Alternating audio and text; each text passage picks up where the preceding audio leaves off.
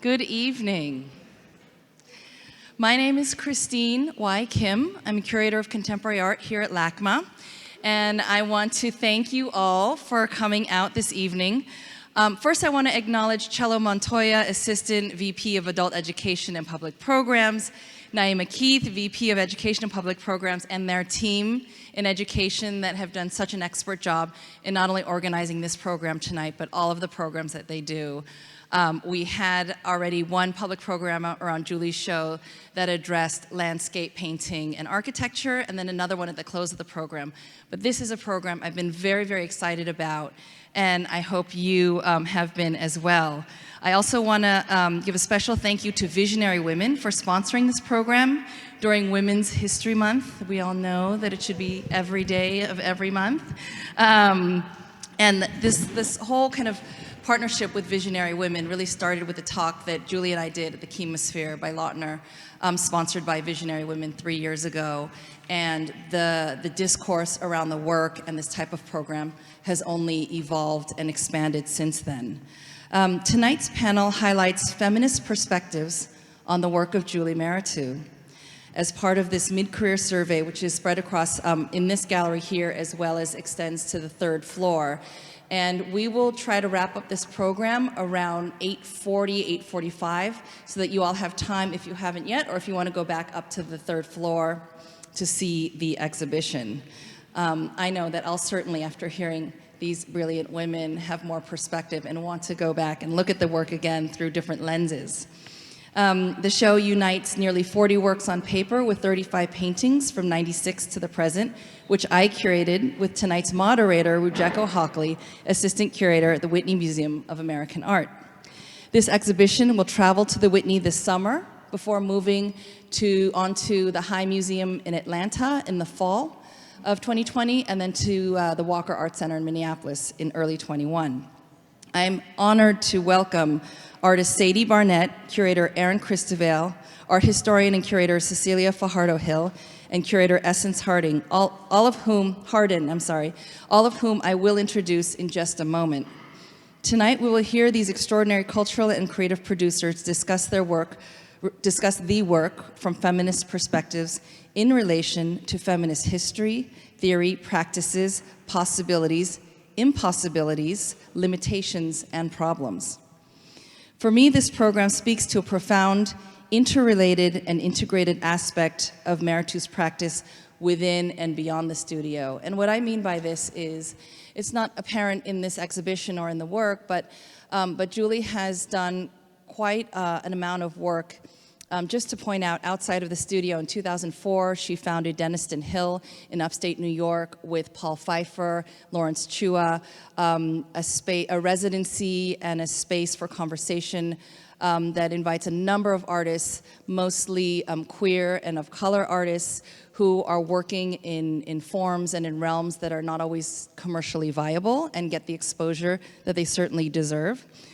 She also was a big part of the funding of a film called Defret in 2015, which was produced by Angelina Jolie, and it was a story of an ongoing practice in Ethiopia around girls who are kidnapped and then sold to be brides, as well as in 2017, together with fellow artists in New York, Ellen Gallagher, Adam Pendleton, and Rashid Johnson bought Nina Simone's childhood home in Troy, North Carolina, and then went on to donate it to the National Trust for Historic Preservation. These priorities and interests are also articulated in her unique and radical form of abstraction, which interrogates human consciousness, civilization, geopolitics, histories of art and architecture, white patriarchy, global capitalism, and technology. A lot there.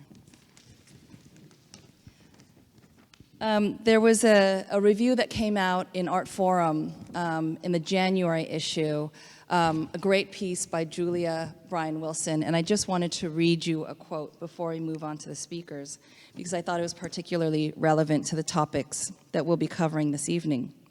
And she says, The show brings together works made over the past 2 decades to argue for the artist's central place within contemporary art, tracing the development of a politics of abstraction, an abstraction that is insistently Black, insistently feminist, and I contend insistently queer. Mehretu practices a form of historical painting with some of the grandiose scale and a nod toward the storytelling typical of that genre, but reinvented from a minoritarian perspective to account for the dizzying dissolutions and ideological clashes of the present.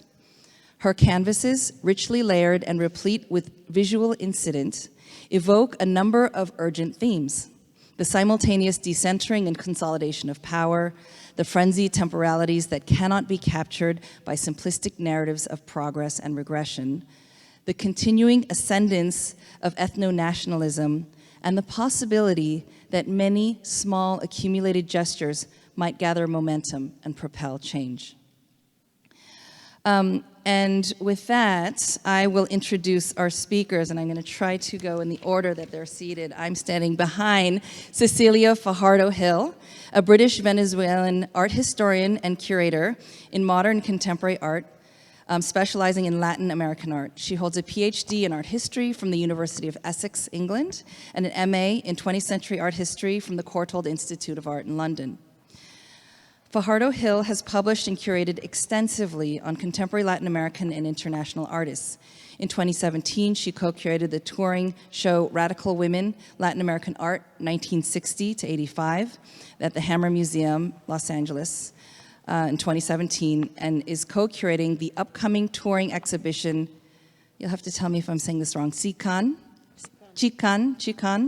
AOX Body, at the Phoenix Art Museum in 2021.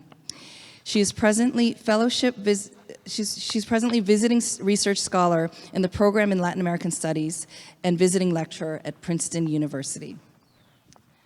Sadie Barnett is an artist whose art deals in collective and familial histories, in earthly acts of resistance and celebration, but also tethered to the otherworldly, a galactic escape. As Sadie says, quote, "This is abstraction in service of everyday magic and survival in America," end quote. Born and raised in Oakland, California, she earned her BFA from CalArts and MFA from UCSD. Her work has been exhibited throughout the United States and internationally, and is in the permanent collections of museums such as LACMA, the Studio Museum in Harlem, where she was an artist in residence, and where Rue and I met many years ago, and the Brooklyn Museum and the Guggenheim. Our moderator this evening is Rujeko Hockley, with whom I worked, as I just mentioned, at the Studio Museum, and is assistant curator at the Whitney Museum of American Art, where she co-curated last year's Whitney Biennial. She's also curated Toyin Oji Odutola, To Wander Determined, 2017-2018, an incomplete history of protest selections from the Whitney collection from 1940 to 2017. Previously, she was assistant curator of contemporary art at the Brooklyn Museum, where she co-curated Crossing Brooklyn, Art from Bushwick, Bed-Stuy, and Beyond, and We Wanted a Revolution, Black Radical Women, 1965 to 85. Sorry, I have all these pieces of paper. Where's essences? Here we go. This is what happens when you take me out of order.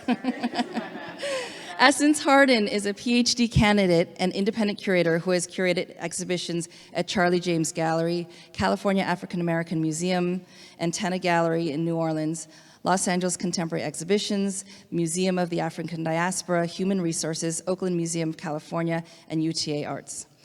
Their writing has appeared in Contemporary Art Review, LA, Cultured Magazine, Performa Magazine, and SFAQ, International Arts and Culture, among other publications. Essence graduated magna cum laude with the Bachelor of Arts in History and received her Master of Arts from the Department of African American Studies at UC Berkeley, and is currently a PhD candidate in African Diaspora Studies at Berkeley. And finally, Erin Christabel. Erin is assistant curator at the Hammer Museum at UCLA, where she co-curated the 4th Made in LA Biennial in June 2018, and she also leads Black Radical Imagination, an experimental film program which she co-founded with Amir George. Christabel is well known for her work on identity, race, and historical legacy. Prior to her appointment at the Hammer Museum, she worked as a curator at the Los Angeles Municipal Art Gallery. She has a BA from USC School of Cinematic Arts. Thank you all so much for joining us, and I look forward to hearing you. Thank you.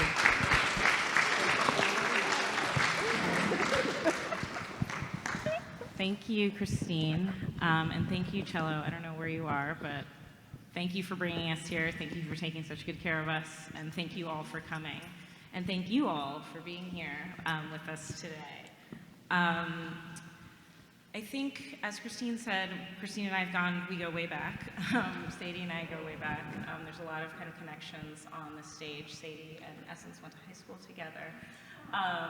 So it is really wonderful, and Cecilia and I both kind of curated shows in the same time that had radical women in the title, and I think I was always being asked about your show, and I'm very happy to talk about it, and then also, like, there's two of them, because we can have so many conversations around radicality, around women, women of color, internationally in the United States. There's no end to the shows that can be done on those topics, so I'm very happy to be associated. So today we're going to talk, as Christine said, about, of course, Julie's incredible show and her beautiful work, but also about questions of feminism, of its histories. I also want to talk about the incredible work that these people do. It's very exciting to be here with you, and I think everyone wants to know what you're up to. So yeah, how it relates to Julie's work, how we can think through questions of feminism, feminism's histories, past, presents, futures. I love that you said impossibilities as one of the things, because maybe it doesn't work, you know? So I'm going to start by reading from my phone a definition that Alice Walker defined in I believe in the late 70s, early 80s, of a womanist. So I want to set up from the beginning this conversation around feminism and what it means and doesn't mean, and who it means, what it might mean to and not. So a womanist, according to Alice Walker, is, quote, a black feminist or feminist of color, a woman who loves other women, sexually and or non-sexually, committed to survival and wholeness of entire people, male and female. And that is a heavily truncated version of the full quote, just FYI, it's worth reading in full, but just, you know, don't come for me because I didn't read the whole thing. So I set that up because I really wanted to hear first from the four of you about this question of feminism, about this term very specifically, how you identify with it or not, and what we might kind of perhaps take from it that's useful, and what we might leave that's less useful. And, you know, we can start, why don't we go, I'm left-handed, so why don't we start with Erin, but jump in at any time. I would love for this to be more of a conversation. There's 5 of us, we can chat. I'm gonna move my chair back for like the 5th time so I can see both of you. It's loud, okay, sorry. Thank you. Thank you, Rue. I mean, feminism is complex, loaded, historical, all the things, right? I think obviously my positionality in this world as a black woman, I find feminism,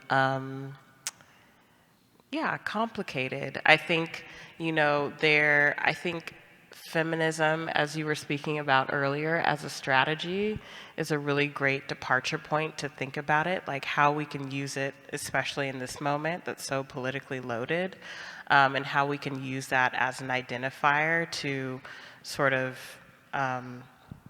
position ourselves in terms of what we believe in.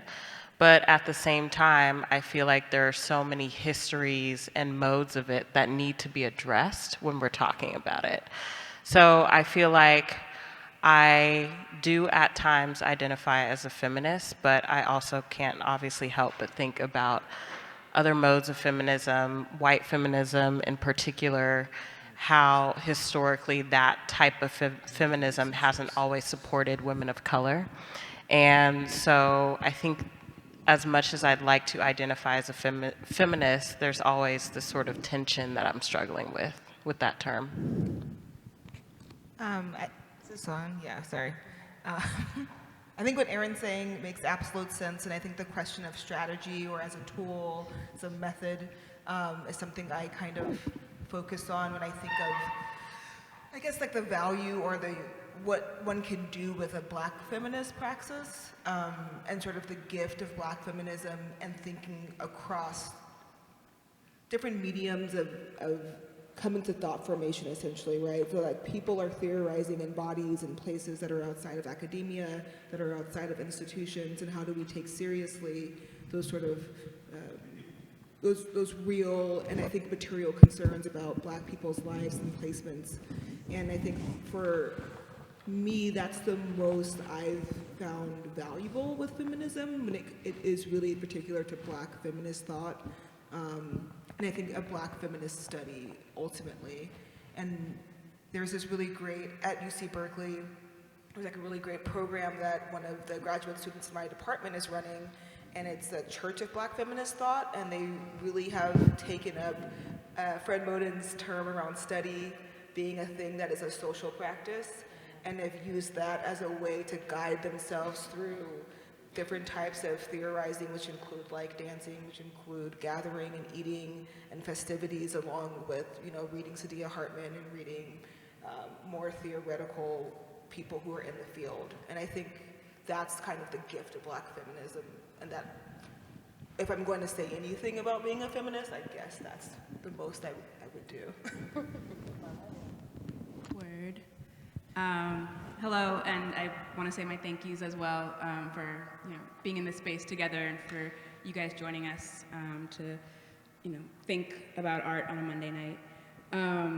I will say that to me, like the term feminism or a feminist as like this sort of thing that you claim exists in kind of a gray space for me, in that it isn't always necessarily something that's going to appear in my writing or in my vocabulary or in the way that I talk about my work, but I'm also not gonna like work against it or ask that it not be associated with me or my work when it's useful or helpful.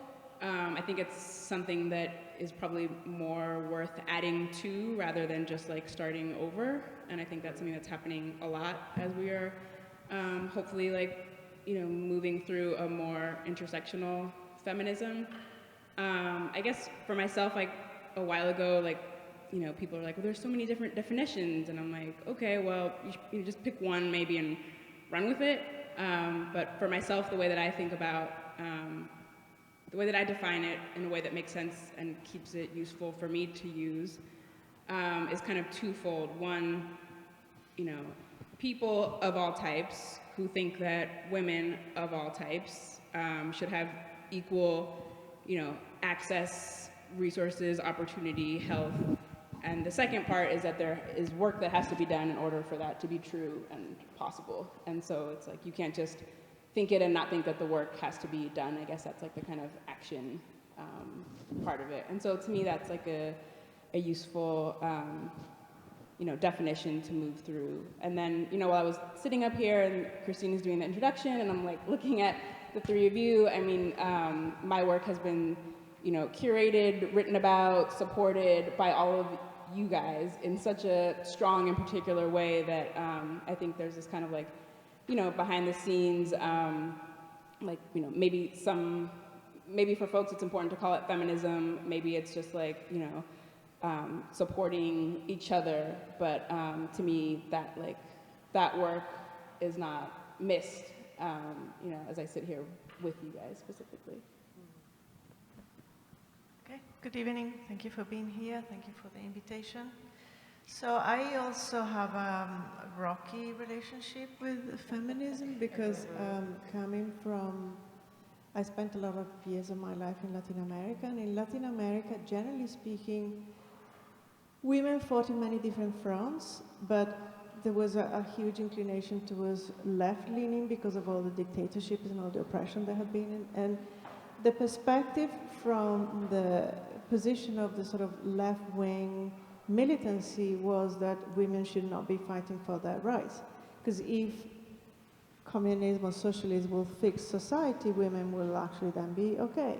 And the reality, that was never like that. And so what I've actually learned is that in Latin America, despite the fact of all this tendency to think of feminism as something kind of imperialist and bourgeois and whatever, a lot of the forms in which women participated in the art system, especially or outside of the arts since the 1960s, was actually fighting for the rights of women, not only for the rights of women, for the rights of society, which is a very broad definition of the notion of feminism. So what I learned is, despite the fact you call it or not call it feminism, historically speaking, it may be incorrect to use the word, but in theory, it really functions and in practice is a form of feminism. And the way I actually think of it is more in the sort of broader definition that Lucy Lippert defines it, which is the solidarity of women. Me recognizing another woman, giving the rights and so forth, sort of not falling into this sort of patriarchal trap of competing with women and doing all this stuff, but actually creating a sort of a network. So from that point of view, I am interested in feminism. After having worked for so many years in radical women, I declare myself very openly as a feminist, but from the point of view of the fact that I want to be in a space which I want to continue really indicating dialogue with women. I am very aware of the history of white feminism, and I am very interested in another notion, third world feminism, and some of the women have explored, discussed it from that point of view. But I wanted to bring in a notion from a Chilean scholar called Julia Antivilio, who talks about transfeminism. And she talks about the notion of the feminist motto, the personal is political, as the body is political.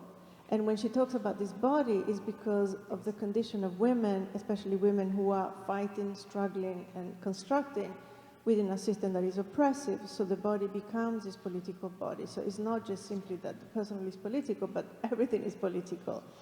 And it is embedded very strongly into this, this idea that we really kind of need to enact a situation and also have a sense of solidarity. And this solidarity is not only transfeminist and also is not white. And I think that is where I locate myself, but this notion of the political broadens up also from the idea of what has become this sort of institutionalized idea of feminism, which makes us reject the concept in terms of how it's represented in art and how it supposedly functions in society. Thank you. Yeah, no, I think I love all of what you've said, and I think as we were talking about earlier, when I think about feminism as a strategy, I think it's so much kind of around both of what Sadie and Cecilia, but what you both said around these kind of definitions, but also the kind of the big container, the broad container, and that, I love this adding to versus starting over. I think that's a really important point. And when I think about feminism here in the context of Julie's work as a kind of attempt, some sort of strategic maneuver, some sort of way to put across this idea fundamentally of people, all sorts of people believing in the rights of women, all sorts of women to have equal access to resources of all kinds. I think that is deeply foundational to Julie's practice and to kind of who she is as a person. And I think the other kind of, in some ways, strategy that she uses, of course, we're sitting here in front of 3 incredible paintings, is abstraction. And I think ever since I've been kind of thinking about this program and thinking about this panel and how to kind of put these things together, I've kind of combined in my head, like, abstraction is a strategy, feminism is a strategy, like, kind of, what does that look like, what does that mean?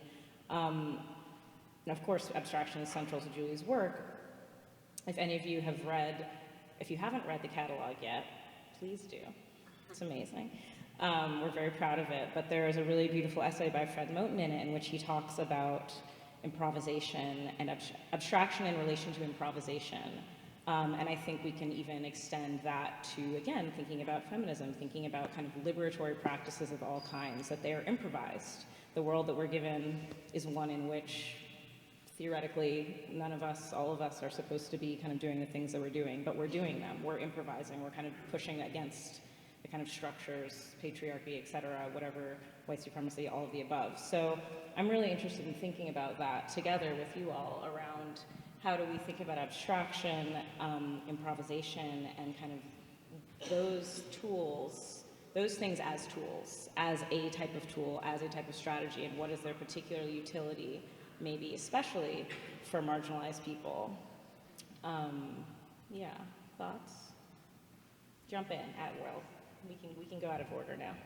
I feel like part of abstraction that's really pleasurable is that there is a sense of getting or staying in the kind of swamp and the murkiness of things and stating that as a point of direction or as a scope of inquiry, as opposed to clarity, representation, as if these are somehow, you could see a picture of a face and know something better than you could see if you looked at one of Julie's paintings, right? That like you would understand more about a place if it was mapped out in some way that was, I guess, more generalized. And I think that kind of, there's a little bit of, yeah, I think the word might be pleasure, and denying that, right? And denying that kind of linear thought pattern, but also exploring and being just outside of being able to be pinned down when it comes to mapping space.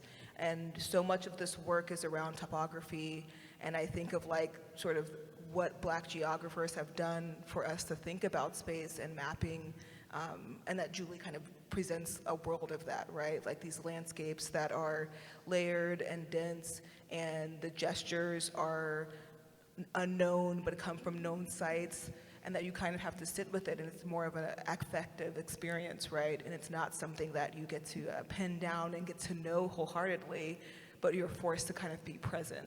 And that feels like a strategy and a tool that abstraction particularly has, and I think sort of what, you know, whatever Black feminist thought or like Black abstraction can in particular provide when we're thinking about the denial of space for people, like material space often. So how do you kind of gesture to the trauma and gesture to things that maybe, yeah, that are kind of floating in the atmosphere, but not necessarily always marked? Yeah, I mean, speaking of topography and just sort of her general mapping practice, I think these are gestures that are extremely radical and also sort of offering up her interior in a way, which I think is really beautiful. They're so poetic, but oftentimes when we think of topography, navigation, mapping, the notion of the explorer, right? These are very Western concepts that have ultimately colonized the entire Americas. So what does it mean that Julie, from her position, is sort of rethinking how we can thoughtfully, respectfully, playfully explore these lands?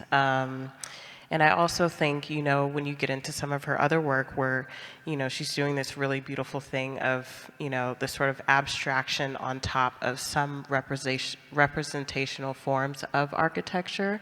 Oftentimes when I look at that architecture in her work, it looks very colonial, right? And so she's sort of messing up. She's messing with those structures, those foundations that have marked this Western society. I think that's great, because it's like, that's the pleasure in fucking with colonial, right? Like representations and ideas around land and space and matters, right? And that feels like, that's kind of a bit of a, yeah, a little joyful F you, I guess, right? While you're creating these like large scale pieces. I think that's like the fun of it and the horror at the same time.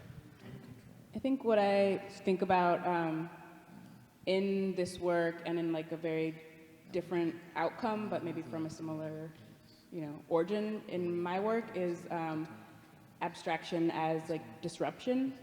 So not necessarily like, you know, an invented, fabricated, like spontaneous, you know, genius light bulb kind of gesture, but more like, you know, a melting or twisting or distorting, a disruption of very real, you know, histories, realities, landscapes. And so to me that seems like what, you know, could possibly be a word or an entry point for thinking about, you know, the radicality and usefulness of that abstraction is as disruption. Can I, oh, go ahead. Sorry.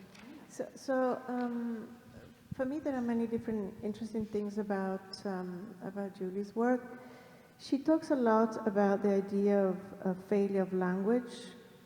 So the fact is that when you create abstraction, you can create it for many reasons. I mean, normally her work contains a lot of layers, also historical layers about abstraction itself, from cave time to modernism all the way to our day. So it contains a lot of information in terms of what abstraction may be, but it is actually a language that tries to convey something that cannot be conveyed through actually a figurative vocabulary. And this is important to understand that because often abstraction, especially because of the inheritance we have with modernism and abstract expressionism, is seen as a language that does not want to communicate something intellectual or something political. It's actually seen as the opposite. It's seen as something that plays into the market, that is beautiful, etc., etc., etc. So the political content of the work seems to be sort of erased in a way. But I think in the case of Mehretu, the way that the surface of the work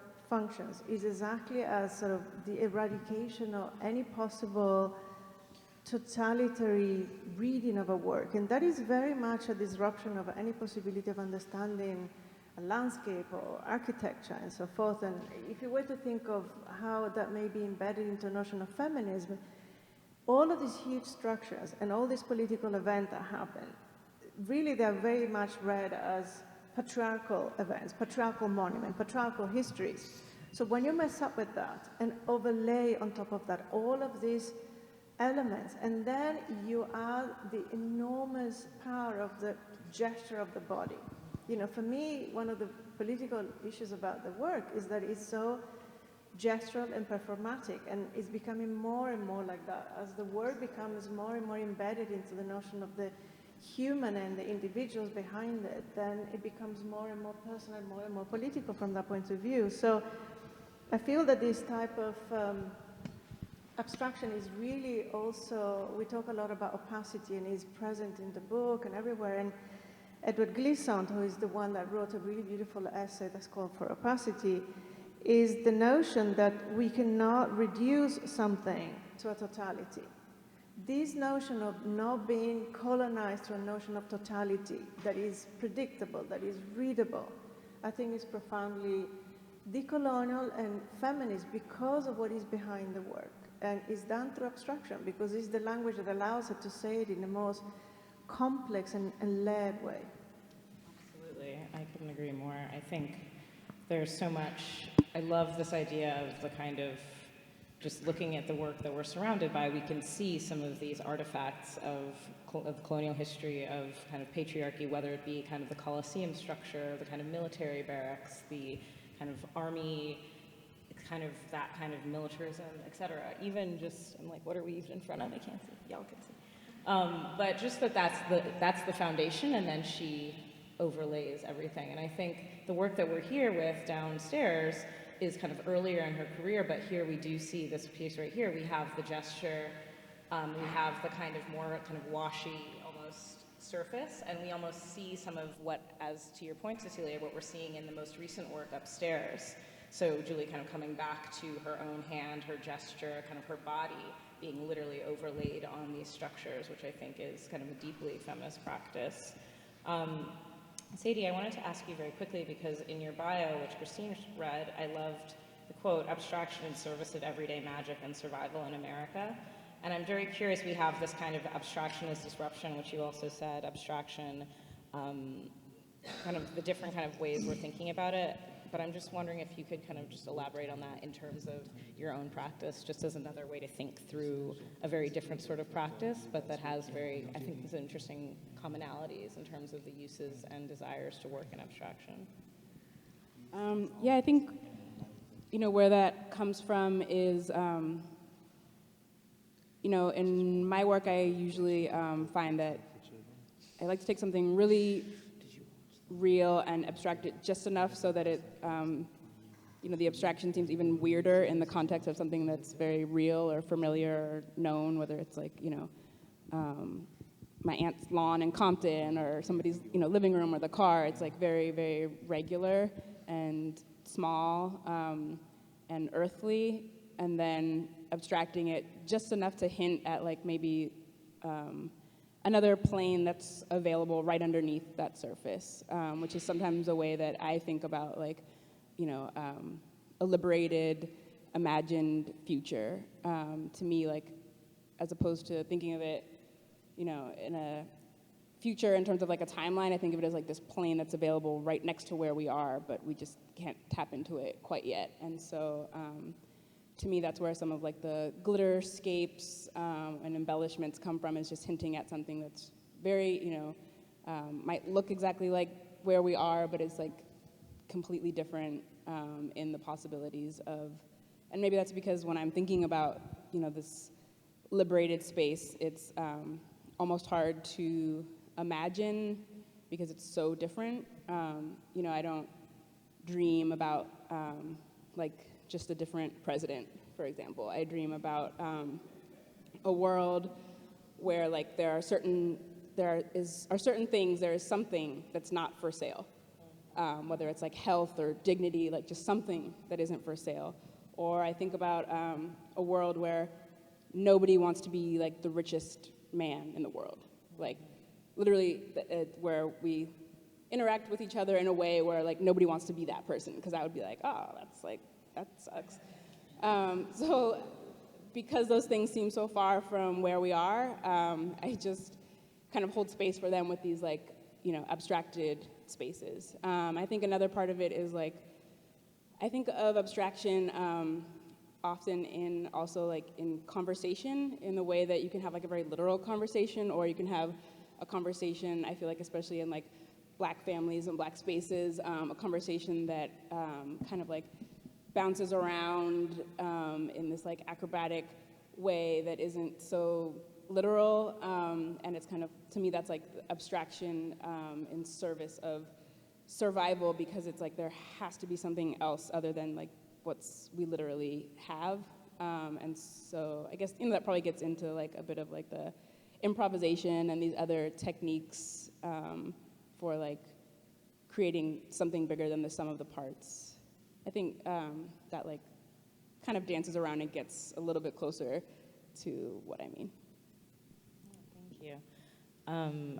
I love, Essence, that you said the word pleasure, and that you brought up the word pleasure, because I think both abstraction and feminism are often framed as unpleasurable, that there's something, I don't think that, but I do think that that is a perception, and I find Julie's work, kind of the experience of looking at her paintings, to be an intensely pleasurable one, and an intensely kind of haptic one, so very bodily, one in which, partially because of course the scale of the works are really kind of enveloping, but also just the level of detail, the kind of going from like a very super detailed thing that you want to be like this far away from, much closer than the tape would allow you to be, versus you also want to get really far away. And I think that the kind of way in which she forces your body to move is it's not forceful in a negative way. It's kind of an encouragement. It's a pleasurable experience. And I'm curious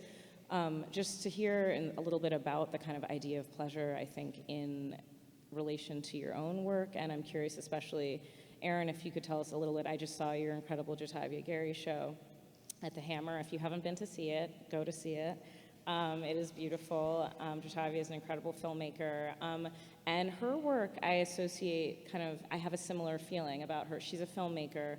And there's something about the way that she works, the way she uses archival material, the way she kind of encourages the viewer to engage, that is also expansive and encouraging and pleasurable, I think. And I'm curious if you could talk a little bit about that project and about just kind of the idea of pleasure in relation to art and the work that we all do.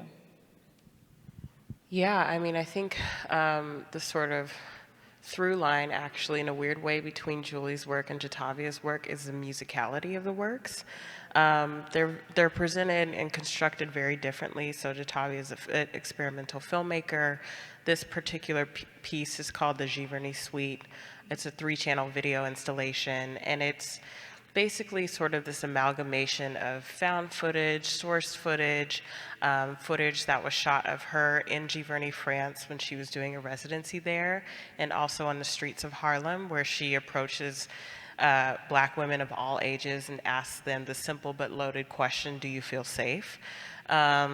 And so I think what she does throughout that piece is she really employs music in this way that sort of rides you through the work. One of the major figures in that work is Nina Simone, performing in 1976 at the Montreux Jazz Festival. And she's performing this piece, Feelings, and in the midst of it, she's just really in her head and having this moment that some could argue might feel like she's on the verge of a mental break, but she's sort of like openly sharing this personal inner conversation with the audience and sort of demanding these things from them.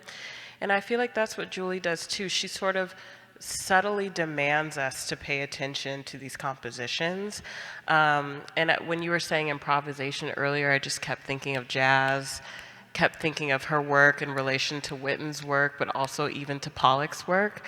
But also how she's very generous, and I would argue in perhaps, well, I don't want to say in a feminist way, because feminism is not always generous. Can be very tough in the best ways. But she offers up these complex visuals in ways that gives us space and time to think about them. I also want to bring in the notion of the splurge, which is something that Lauren Halsey, really, who's an artist in the audience right now, who's amazing. This concept of the splurge, this sort of never-ending gorge into like a Black cultural production. And I think Julie does that too, in that she's really offering us the infinite, you know? Her work may end at the corners of the canvas, but it really doesn't. And we can take it with us in this mental way because it's abstraction, and we can reinterpret it, you know.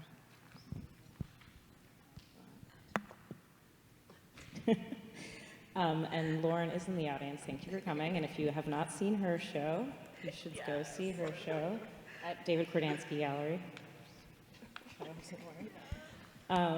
Thank you. I'm curious, Cecilia, do you have any thoughts around the question of pleasure? I love to think about the pleasure of looking, and also I do think that feminism does get a bad rap for not being, you know, your show, Radical Women, I found so much of the work actually incredibly forceful and incredibly strong and incredibly deeply political, but they're also, you know, there's pleasure in it. And I think this idea that we cannot be political and we can't be radical and also soft and joyful and pleasurable is a really, I think, a very destructive one that doesn't allow us to be full people. And I'm curious, just thinking about that show, but in general. No, I think that's a misconception, because it really kind of boils down to this notion, it's a Cartesian notion, body and mind.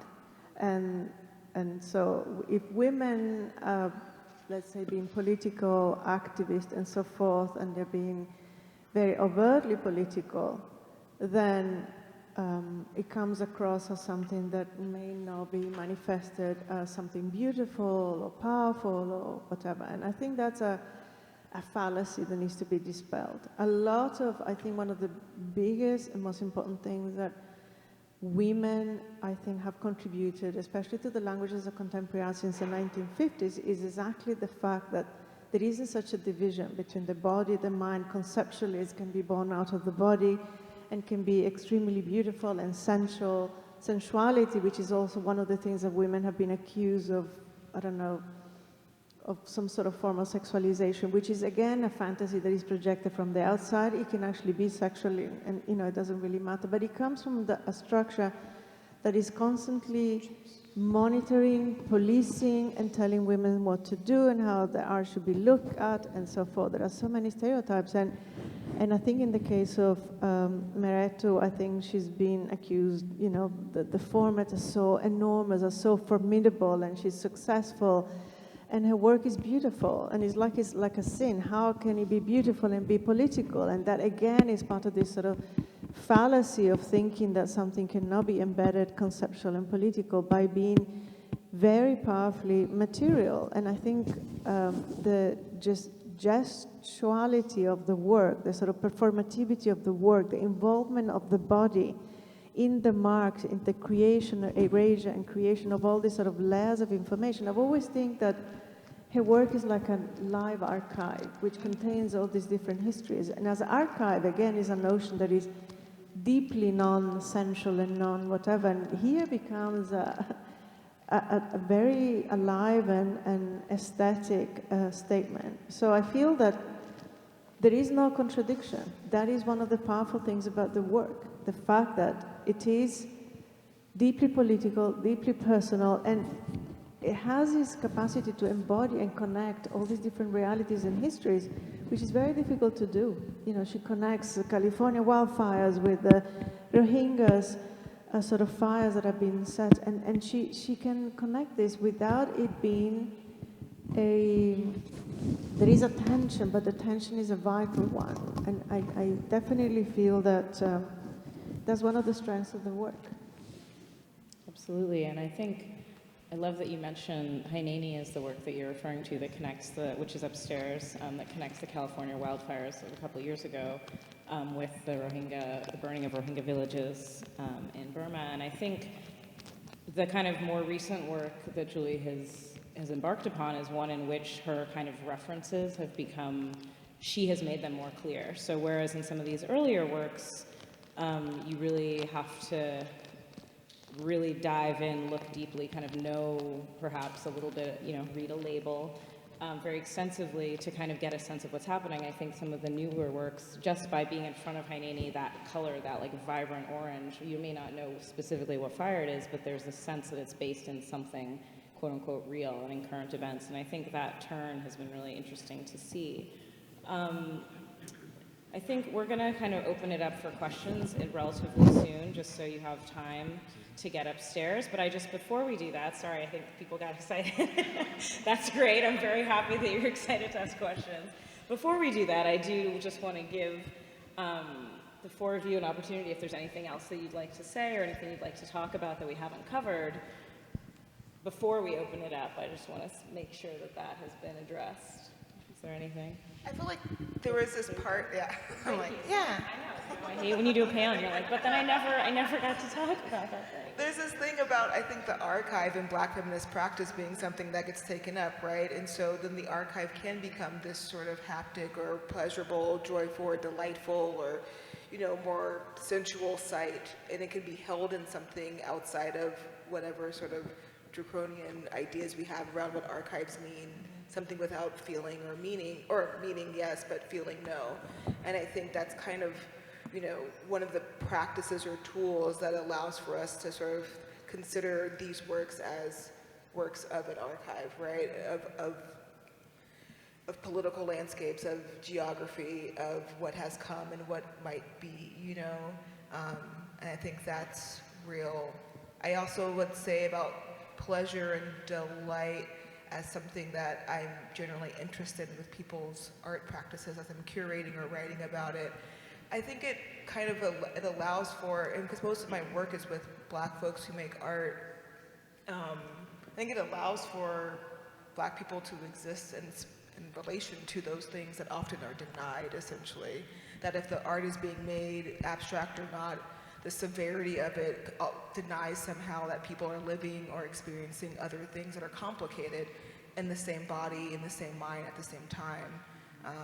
And so when I think of someone like Sadie's art, where we're talking about displacement and unlocatableness, but also about these people who are here and are forging through and who want to be here, right? And there's marks because they're from family photographs or whatever it might be. There's still this real sincere aspect of presence and joy that's happening, right? At the same time that we're thinking of masses of Black folks in California being displaced from the cities that they generationally have been from. So, yeah. That's what I want to say. Make one short comment. Of course. I just, because one of the notions that also has passed on over the years since modernism is that abstraction is genderless, and is not. This abstraction is deeply gendered. Generous or gendered? Genderless. Genderless. Yes. So abstraction is gendered. This work is gendered. This is a queer black woman who is making this painting.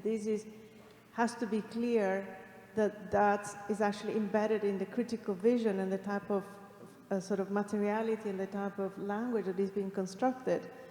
And that is not sort of, because often when we look at something, a work of abstract work, especially of this monumentality, we kind of want to kind of find the references, and the references are found in the past in sort of heroic gesture by male artists, abstract expressionists, and so forth, in a moment in time where it wasn't embedded in all this information that is embedded here. So it's important to understand this is work made by a woman at this moment in time, and who has a particular history and particular interest, so that it doesn't feel like a generic notion of abstraction, but is a profoundly particular, specific, and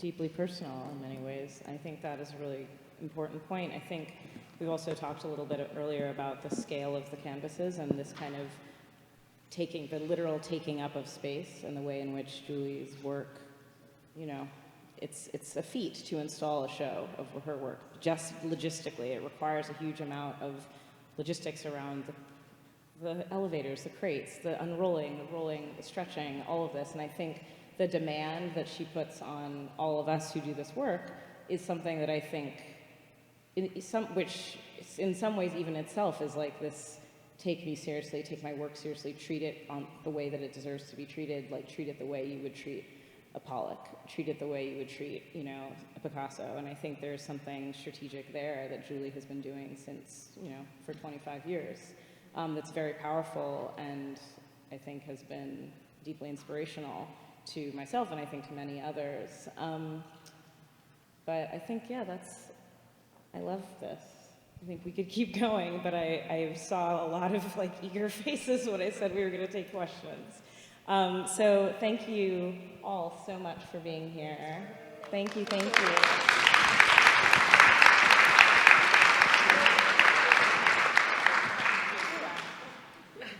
Baby's first panel.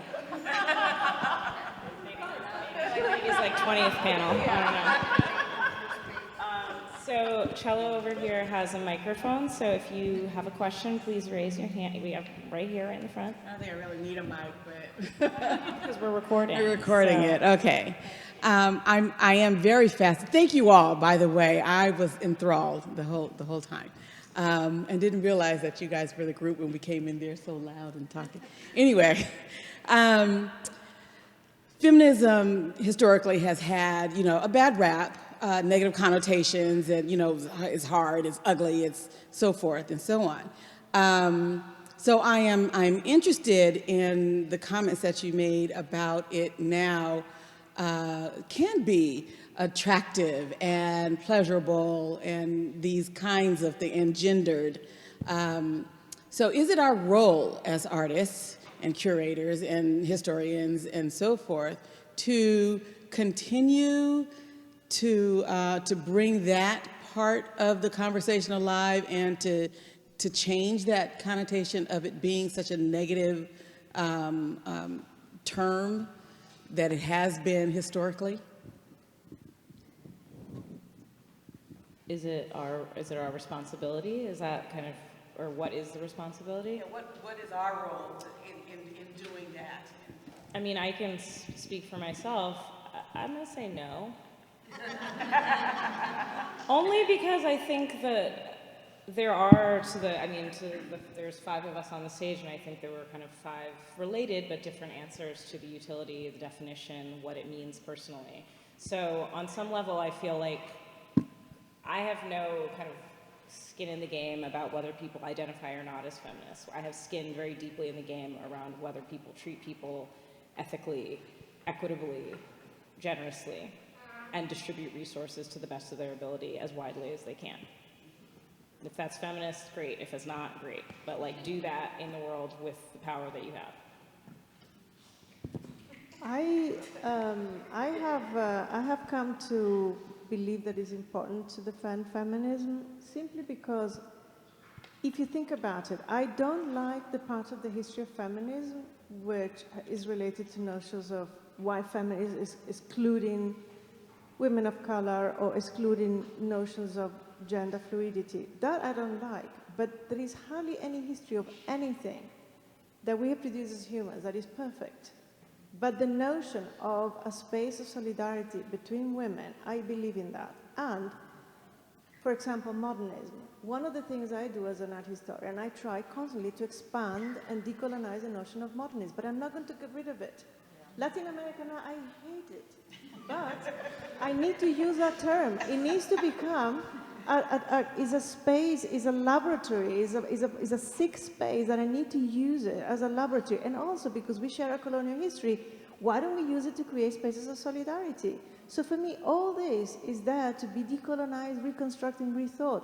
I mean, I don't know, to think of this work as feminist, there are some points about it to be made, that there is something deeply, deeply anti-patriarchal in here, anti-racist, kind of big narrative, the history of this sort of Cold War in it. So why not think of it in such a way? So for me, it's more that the notion, I can claim the word feminist for what I think that it will be the important thing to do. Because this idea that feminism is so ugly, so disgusting, so hideous, and everything feminist art is so terrible, I don't see the proof of it. It's honestly not true. You look at feminist art, it's actually wonderful. So why we keep saying that? We keep saying something that is a lie. We keep repeating what is being said in the media and continues to be said in the media. I'm not going for it. I'm just going to say I disagree with that because I feel like feminism, again, it's like this modality. It's very specific. It's very personal. And, recently I learned that, like, the 19th Amendment, when it was passed, this idea that women could vote, black women still couldn't actually vote, And so, again, it's like feminism is this sort of umbrella term, right? But within it, there are so many different histories and points of departure and points of culture that we actually need to deeply consider. And so when someone tells me, feminism has failed me, I'm going to listen to that and assume that they know what they're saying in relationship to whatever experience they had. So I think feminism can be bad, it can be good. Again, it's about your positionality and how you've interpreted it and how you've engaged with it.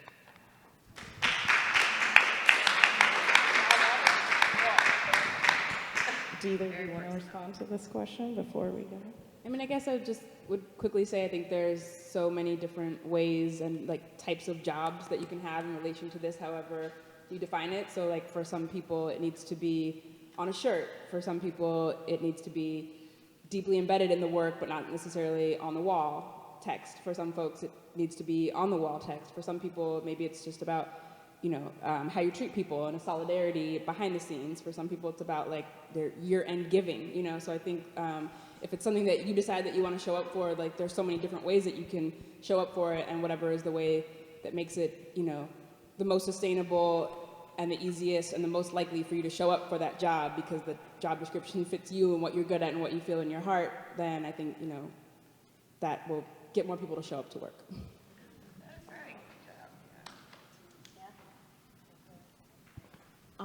Just a quick comment at that, and then a question for you guys. I think that with so many things, if we think of it as a direction, not a destination. In other words, you get to, just like we all decide how we're going to get home and what's useful to us, we can do it. But I really loved your emphasis on practice and how we are with one another. And I do think that when I look at Julie's work, one gets an experience. And whether it's ever labeled feminist or not, whatever terms are put on it, she just brings the viewer with her. I mean, you're there. You're in this world in which you're going in tiny and you're going straight and you're curving. And all these positional changes are just a wonderful experience for having grown. I mean, I think the worst of feminism when it became a category. And categories can be useful when you need to sort of organize your bookshelf at times, but they're maybe not what you guide your life on. And I realize that's more of a comment than a question, but I just want to thank each of you because I've really learned from listening just such a strong glimpse of the work, the strategy, the work we have to do to not commodify our own work and however we're doing it. You know, to not be complicit. The worst part is that you're complicit in the narrative that you think you're walking against. And you've given us lots of glimpses, and I'll take any more. Thank you. Liz, right there, have a question. Thank you. Hi, ladies. It's so nice to see all of you here at LACMA. I wanted to ask about what you all think about the body or bodies in Julie's work, because feminism, you know, ultimately, or in a very, basic way, is about people with bodies coded as women. Very problematic, I know. But I'm wondering if in these abstract pieces you see the presence or absence of the body or bodies.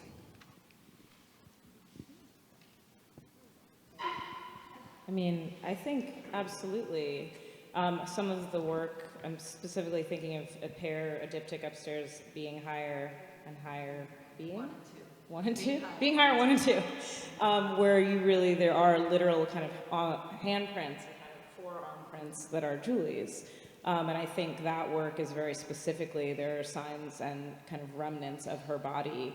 But I actually think that because so much of what the foundation of this work is the things that people have made, whether that be architectural structures, whether that be kind of topographical, kind of mapping the ways that humans have looked at landscape and kind of tried to make sense of something that's inherently overwhelming, which is to say, like, the land, the earth, all this stuff that is so much bigger than us as individuals.